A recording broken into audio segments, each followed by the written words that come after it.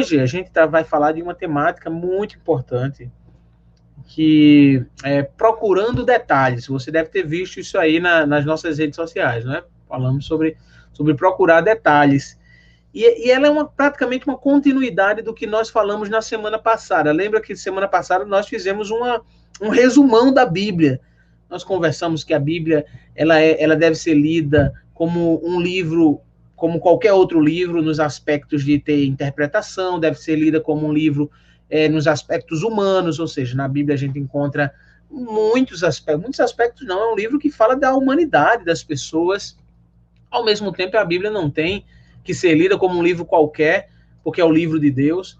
Ao mesmo tempo, a Bíblia também precisa ser lida como um livro único, um livro totalmente especial, e ela é realmente esse livro, porque quando nós estamos lendo a Bíblia, Deus está falando conosco diretamente, ministrando conosco. Eu gosto sempre de dizer que a Bíblia é a maneira inerrante, infalível, de Deus se comunicar com as nossas vidas. E hoje, nessa ideia de procurando detalhes, é uma continuidade. O que é que eu quero falar com vocês? E se você quiser, você pode interagir aí. Eu sei que não é a mesma coisa, mas você pode interagir sim um pouco aí nos comentários. O que é que eu quero falar com você? Vamos pegar um texto da Bíblia agora e vamos fazer uma breve meditação nesse texto da Bíblia.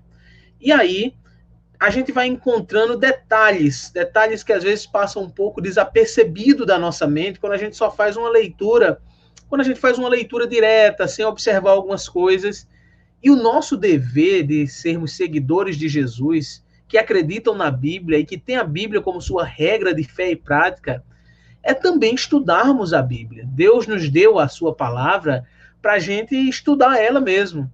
E Deus tem levantado pessoas que podem nos abençoar. Eu louvo muito a Deus pelos professores de Bíblia que eu tive, pelas pessoas que eu tive, tanto na adolescência, né, na igreja, professores de escola bíblica, pastores que eu vi, pregadores. Para a gente achar mesmo, a gente precisava estar sentado, todo mundo no mesmo ambiente, conversando, e tentarmos encontrar juntos. Ajudaria muito. Mas a gente tá com esse recurso agora, e glória a Deus por isso. Vamos tentar fazer com ele. Vou fazer o seguinte: nós vamos meditar no texto de João, capítulo 11.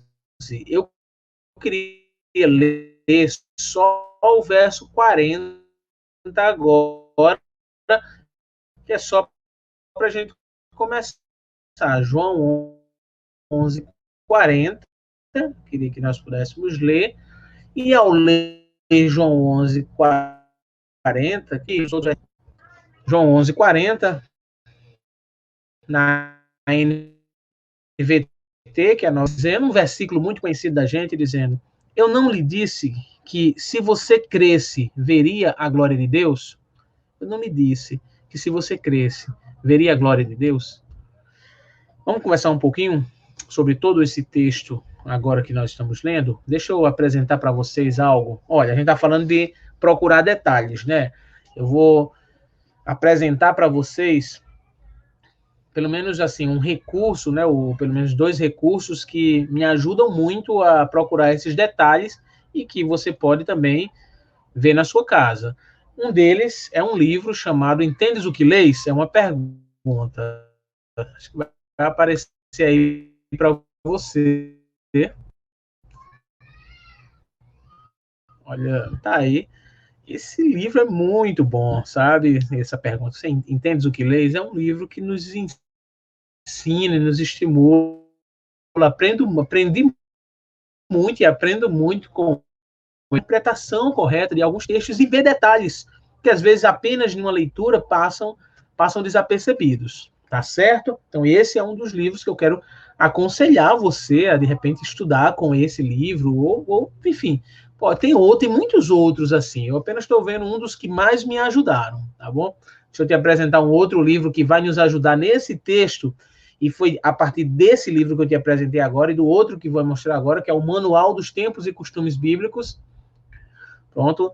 A partir desses dois livros, de repente, eu consegui detalhes, não é? Detalhes que passam desapercebidos às vezes para a gente. Tá aí para você, Manual dos Tempos e Costumes Bíblicos. Rapaz, esse livro tem muita coisa, ajuda demais, assim, para quando a gente está lendo um texto da Bíblia que tem algumas coisas, alguns contextos que não são da nossa época, claro, né? A Bíblia terminou de ser escrita há cerca de 2.000 anos, não é? Começou a ser escrita há mais de 4.000 anos. Então, coisas que passam desapercebidas.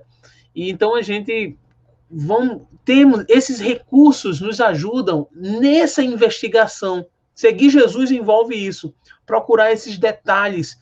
E a gente pergunta, poxa, isso vai ajudar? Isso vai nos abençoar muito mais. Quando estudamos a Bíblia, quando reconhecemos e entendemos os detalhes que são apresentados no texto, nós somos ricamente abençoados. Então vamos lá. Deixa eu comentar com vocês, a gente não vai ler agora, porque vai do verso 1 até o verso 44, João capítulo 11, essa história da ressurreição de Lázaro. Mas eu queria conversar com vocês sobre algumas coisas. Primeiro, o Evangelho de João, e aí a gente já vai falando de alguns detalhes, já que nós estamos procurando esses detalhes, não é? Ele, diferente de Mateus, Marcos e Lucas, do Evangelho de Mateus, Marcos e Lucas, o Evangelho de João, ele apresenta 7 milagres. Então, ele apresenta ali de forma muito intencional, o evangelista João só apresenta 7 milagres. Faz isso de maneira intencional. Esse milagre de João capítulo 11 é o último milagre registrado nesse evangelho. E não apenas o último, mas é também o mais poderoso. Eu acho que pelo menos é aquele que tem uma ênfase maior. Porque esse milagre é interessante. Ele ocorre, aí a gente vai para um detalhe, que é importante ver na leitura do texto. Esse milagre ocorre na última semana antes de Jesus ser preso e ser morto. É um detalhe que, ao ler o texto, e ao ler não só o capítulo 11, mas quando a gente lê o Evangelho de João, que vai chegando ali capítulo 10, aí capítulo 11, a gente vai entender de que essa situação aconteceu quando? Na última semana antes de Jesus ser preso e ser morto. E aí, o que é que a gente pode pensar mais sobre esse milagre? Né? A gente ainda vai ver alguns textos, mas olha, é que o Senhor Jesus, ele tinha, e é uma observação que a gente está fazendo aqui, um excelente relacionamento com essa família, com a família de Lázaro. Era uma família que fazia Jesus frequentar a casa deles. Outra coisa que a gente vai aprendendo, e nós podemos já tirar algumas lições disso daí, né? Nós já podemos aprender algumas lições. Primeiro, é de que essa amizade com Jesus não nos isenta de aflições. As crises são inevitáveis. Essa família era uma turma muito próxima a Jesus. Muito próxima mesmo, eram amigos de Jesus. Mas mesmo assim, eles não foram isentos dessa situação terrível que a família passou, que foi o irmão adoecer, no caso Lázaro adoecer.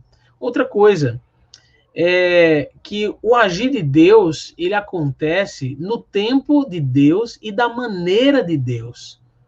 Não é do nosso jeito. É claro que às vezes nós oramos ao Senhor e nós pedimos a Deus para agir, para fazer, e Deus age, Deus ouve a nossa oração, ele sempre ouve, e Deus responde a nossa oração do jeito que a gente pede. Mas muitas vezes, na hora da dor e da angústia, nós pedimos a Deus algo e Deus não responde do jeito que a gente pediu, do jeito que a gente quer. Por vários motivos, mas um dos motivos nos dá uma esperança muito grande, porque os planos de Deus são maiores do que os nossos. Porque o agir de Deus nem sempre é do jeito que a gente quer. Então, algumas verdades que nós já vamos aprendendo. O propósito dos milagres no Evangelho de João é sempre o mesmo. É a glória de Deus e é para que as pessoas creiam em Jesus. João é muito enfático nisso. É outra coisa que a gente vai aprendendo aí quando a gente vai procurando esses detalhes. E esse milagre, ele fecha, eu gosto de dizer até assim, que é meio que ele fecha com chave de ouro o propósito do Evangelho de João. O sobrenatural acontece, alguém que estava morto e sepultado já havia 4 dias, ressuscita. Deus manifesta a sua glória, mas só que a semelhança de outros milagres do Evangelho de João, que começa, inclusive, com a transformação da água em vinho, então a semelhança dos outros milagres, aqui a gente também aprende lições, tem muitas lições valiosas para a nossa vida. Lázaro ressuscitou, claro que depois veio a morrer novamente, porém o ensino de Jesus permanece. permanece nessa situação. E eu queria compartilhar com vocês, e tentando identificar e procurar detalhes, mas compartilhar com vocês lições valiosas desses ensinos de Jesus. Então, vamos lá. Em primeiro lugar, gente, eu queria que nós pudéssemos ler juntos o verso de 6 até o verso 8. João, capítulo 11, do verso 6 até o verso 8.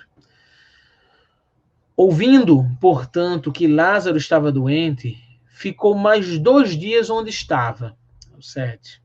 Depois disse aos seus discípulos, vamos voltar para a Judeia. 8. Os discípulos se opuseram dizendo, Rabi, apenas alguns dias atrás o povo da Judeia tentou apedrejá-lo. Ainda assim o Senhor vai voltar lá? Deixa eu só... Isso, então só até aí. Gente, a situação, né? Porque aqui o contexto dessa situação é que essa família passou uma situação difícil porque Lázaro adoeceu e eles mandaram um mensageiro, que era muito comum, que dá para entender de que essa família tinha condições de enviar, então, um mensageiro para que fosse até Jesus. Quando esse mensageiro foi até Jesus, Lázaro ainda estava vivo. Quando esse mensageiro chegou lá em Jesus, Lázaro já tinha morrido, mas ele não sabia. E aí ele volta, o mensageiro, e Jesus ainda permanece mais 2 dias ali, até voltar. Então, é interessante como a situação fugiu do controle de Marta e Maria. Jesus estava geograficamente longe de Lázaro, e Lázaro já estava à beira da morte. Como eu disse, porém, quando eles enviaram o mensageiro até Jesus, durante esse período, Lázaro morre. Eu fico assim, não sei com vocês, fico imaginando a angústia dessa família. Eles eram amigos de Jesus. Jesus estava sempre próximo deles ali. É claro que sempre quando Jesus estava passando por ali, ele deveria parar para comer algo. E aí, assim, agora no momento mais difícil dessa família, Jesus está longe, está geograficamente longe deles. Que situação complicada o pessoal estava passando, né? Um irmão gravemente doente, serem amigos de Jesus, e Jesus está longe. Aí o que é que acontece? Ver o irmão morrer, sepultar o irmão, saber que um dos seus melhores amigos é o Senhor Jesus, que realizou tantos milagres, mas que eu estou pensando na situação dessa família, fazendo a observação da família, mas de que Jesus não estava perto nesse momento. Talvez a palavra do mensageiro tenha causado uma revolta, né? Agora vamos observar isso, misturado com angústia. O mensageiro volta e ele diz que Jesus não iria vir naquele momento. E ainda ia ficar 2 dias antes de viajar. E eu queria pensar com vocês, nessa procura de detalhes, nas perguntas que podem ter surgido na cabeça de Marta e de Maria nesse momento. Rapaz, por que Jesus não veio na hora que a gente mais precisava? Por que Jesus permitiu isso na nossa vida? Por que Jesus vai demorar a vir? Ele é nosso amigo. A gente mandou buscá-lo. A gente sempre serviu a ele. E porque no momento que a gente mais está precisando, Jesus não vai vir, não vai demorar a vir. Você consegue pensar comigo na angústia e nas perguntas que devem ter surgido na cabeça de Marta e Maria, no momento mais difícil narrado pela Bíblia que essa família está passando? São perguntas que às vezes surgem nas nossas vidas também. Cadê Jesus nesse momento? Cadê Jesus nos momentos de angústia e dor que a gente está passando aqui? Cadê Jesus nesse momento? Por que ele não aparece aqui? Onde é que ele está nesse momento? Meus irmãos, é difícil responder a pergunta, é difícil conciliar a nossa necessidade, os nossos clamores, o nosso pedido, Jesus me ajude aqui, com a demora de Jesus. Agora, na tentativa de responder essa pergunta, é onde muitos erram, porque vão por caminhos que estão longe do que o Senhor Jesus nos ensina. Aí vão dizer que Jesus está demorando, é porque você não tem fé. Vão dizer que é porque você está pecando, porque você é uma pessoa pecadora, por isso que Jesus não está vindo. E não é isso. E é por causa de ensinos errados assim, sabe? Que tem muita gente decepcionada com Deus. Tem muita gente que se decepciona totalmente, que diz, Deus não me ajudou. Deus não me ajuda. Tem pessoas que têm pensado assim. E diante de tudo que se passa de ruim na vida, parece que a única resposta demonstrada de forma prática é entender que Jesus está no controle de todas as coisas. Deixa eu observar com vocês de novo aqui. Deixa eu abrir o meu texto aqui para observar com vocês. João, capítulo 11, versículo 4.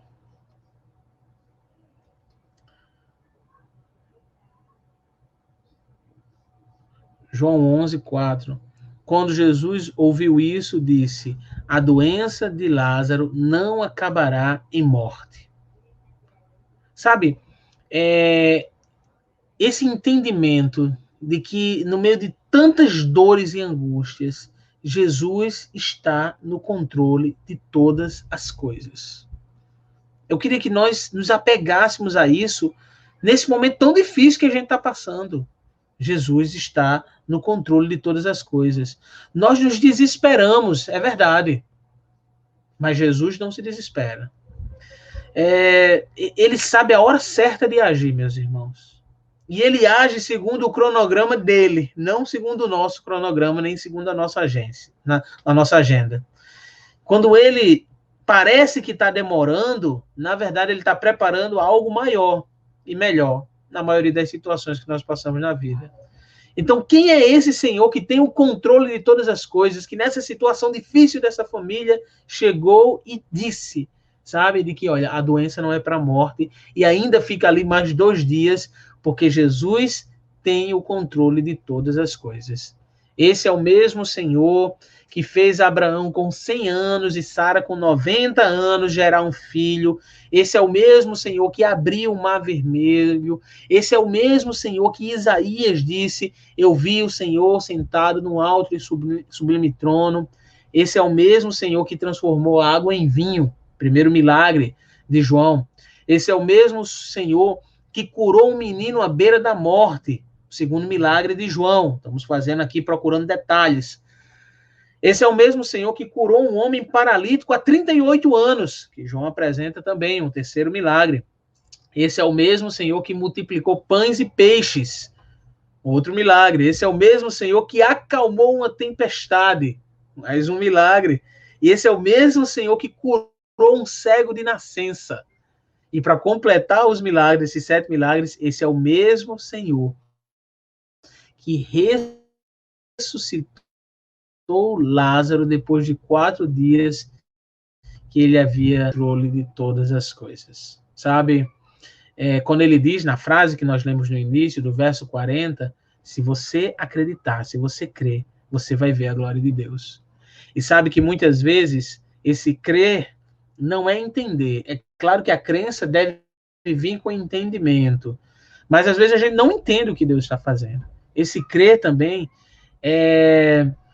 não é também querer responder do nosso jeito, é acreditar de que ele está no controle de todas as coisas. E assim como é o propósito desses milagres apresentados no Evangelho de João, demonstrar que Jesus é Deus, aqui nós vemos mais um exemplo disso. Porque Jesus ressuscita Lázaro depois de 4 dias para esse entendimento, não é? Voltar para esse entendimento aqui de dias, não é? Teve o tempo que Jesus ficou lá, que o tempo é dele, mas existia muitas pessoas que estudaram, que comentam sobre isso e que nos abençoam com seus estudos. Existe uma crença de que é uma verdade bíblica. O espírito ficava próximo do corpo durante 3 dias e só depois do 3º dia ele saía de perto.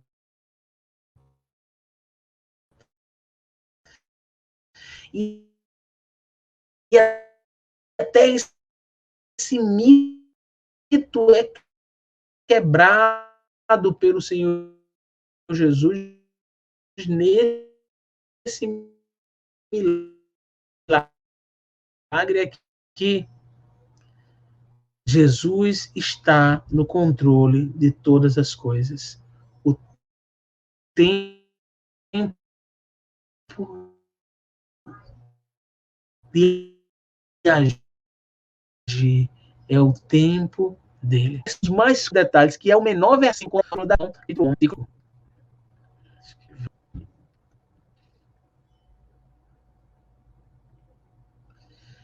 é um texto conhecido que diz: Jesus chorou. Jesus chorou. Gente, eu fico sempre pensando, né, quando eu falo desse texto aqui, como estava o ambiente, né? Ainda ensina que vieram várias pessoas para tentar consolar Marta e Maria. E Jesus chega nesse momento lá. Quando Jesus chega, né? Quando chega, Marta vai logo e corre ao encontro de Jesus. Depois Maria, e depois ambas conseguem repetir a mesma frase: Senhor, se o Senhor estivesse aqui, o meu irmão não teria morrido. Sabe?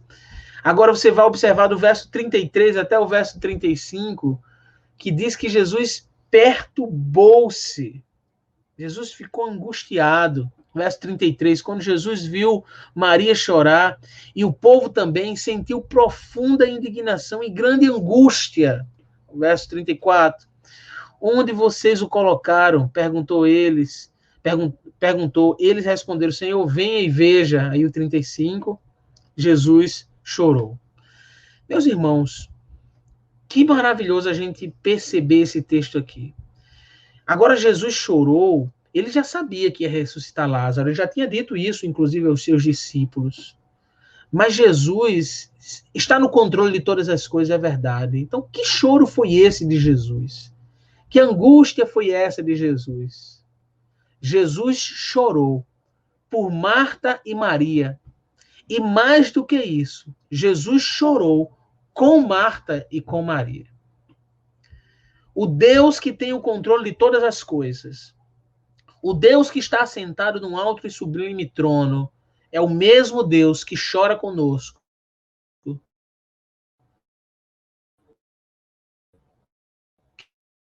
que se angustia por nós, na hora dos momentos de angústia e de dor que nós passamos. Interessante porque os gregos classificavam, se fez homem.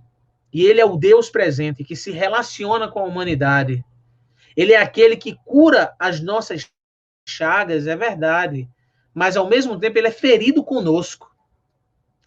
Isaías profetizou sobre Jesus, e Isaías diz que Jesus ele era o Emanuel, o Deus conosco.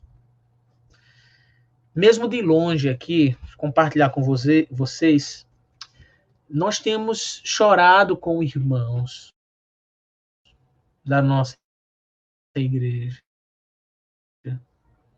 Eu pude acompanhar as lágrimas de alguns irmãos, além de alguns que realmente desesperados, e que a frase de Marta, né, Senhor, se o Senhor tivesse aqui, isso não teria acontecido.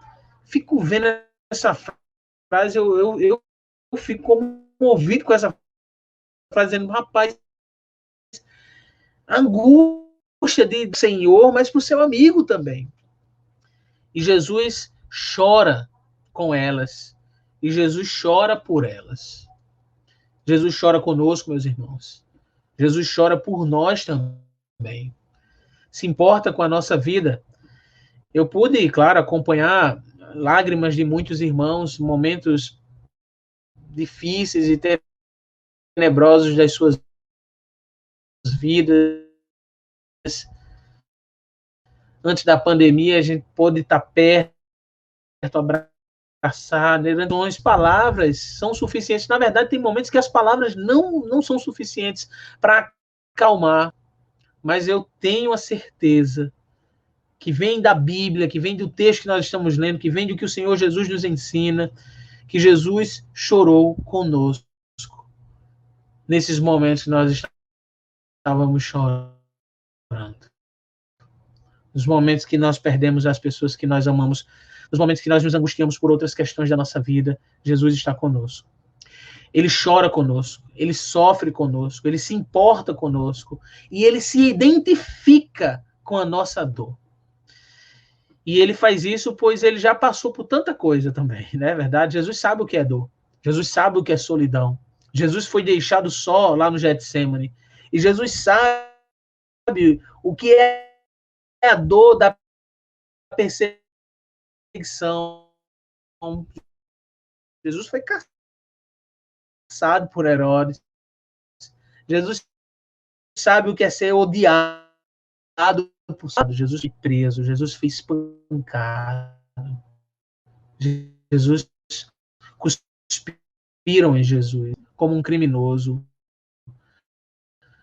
Jesus sofreu uma angústia tão grande que ele disse: a minha alma. Aprendemos com esse milagre aqui e tentando identificar e procurar esses detalhes, que Jesus se compadece de nós, de que ele enxuga as nossas lágrimas ao mesmo tempo que ele está chorando conosco. Eu quero dizer isso para você porque nesse momento de profunda angústia que nós estamos passando e que milhares de famílias, milhões de famílias no Brasil estão passando, sofrendo, angustiados, o Senhor Jesus está conosco, caminha conosco, mas mais do que isso, ele se angustia com a gente, ele chora conosco, que nós podemos conversar com ele sobre nossas dores e sobre nossas angústias. Jesus está com você. E Jesus chora com você. E Jesus se importa com a sua dor em cada momento que você passa. Nós não podemos perder essa convicção. Né, pensando sobre isso, tem reafirmando a nossa esperança na eternidade. Apesar de toda a dor e angústia que Marta e Maria estavam passando, elas tinham a convicção de que Jesus iria ressuscitar Lázaro no último dia. Jesus realizou um grande milagre, ressuscitou Lázaro naquele dia, que dormem no Senhor também. E um dia todos nós estaremos juntos, louvando a Deus. O Senhor vai enxugar dos nossos olhos toda lágrima. A ressurreição de Lázaro é uma forma de Jesus demonstrar e dizer de que ele nasce sempre, de que ele é a ressurreição e a vida, de que a nossa esperança não está aqui, não está nos nossos bens materiais, não está na saúde tão fragilizada, não está nas coisas que nós temos. São importantes, é importante nós construirmos, ter nossa esperança não pode estar firmada nessas coisas. Tudo isso vai acabar. Mas o nosso tesouro precioso não está sendo juntado aqui. Nossa esperança está exatamente no Senhor de toda a história, que ressuscitou Lázaro, mas que um dia vai ressuscitar todos aqueles que dormem nele, que estão em Cristo Jesus. E existem muitas pessoas que são decepcionadas com a igreja, decepcionadas com Deus, porque colocam sua perspectiva apenas nessa vida, apenas nas coisas dessa vida, apenas nas instituições. As instituições podem nos decepcionar, as pessoas podem nos decepcionar, os líderes religiosos podem nos decepcionar, até mesmo as pessoas que mais amamos podem nos decepcionar. mas eu preciso lhe dizer, e eu preciso reafirmar essa verdade dia a dia para mim, sabe? Que pode nos faltar tudo nessa vida, mas se a nossa esperança estiver firmada em Cristo, se a nossa fé estiver firmada na eternidade, nós nunca iremos nos decepcionar, pois nós sabemos que Jesus tem o melhor para nós. No momento de grande angústia e dor que nós estamos passando, nós podemos nos apegar a Cristo. Ele é o Senhor de toda a história. Ele tem o controle de todas as coisas. Ele está conosco sempre. E, ao mesmo tempo, nós vamos procurando os detalhes da Bíblia. Ao longo das mensagens, eu vou tentar sempre me reportar aos detalhes que nós podemos encontrar na Bíblia, na Palavra de Deus. Mas eu quero que hoje nós possamos refletir sobre isso.